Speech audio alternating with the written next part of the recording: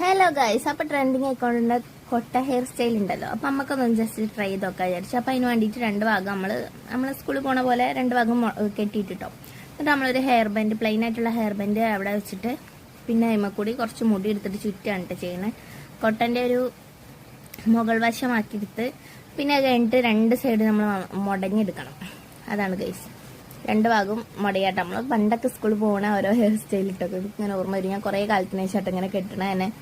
എന്നിട്ട് നമ്മൾ ഒരു സൈഡിൽ നിന്ന് ആദ്യം ഇങ്ങോട്ട് കൊണ്ടുവന്ന് പിന്നെ ബാക്കിൽ പോയിട്ട് നമ്മൾ ക്ലിപ്പ് കുത്തിയിട്ടുണ്ട്. പിന്നെ അതേ പോലെ തന്നെ അപ്പുറം സൈഡും ചെയ്തിട്ടുണ്ട് കേട്ടോ ഗൈസ്. സംഭവം നല്ല അടിപൊളിയായിട്ടുണ്ട് കേട്ടോ, നല്ല കോമഡി ആയിട്ടുണ്ടല്ലേ.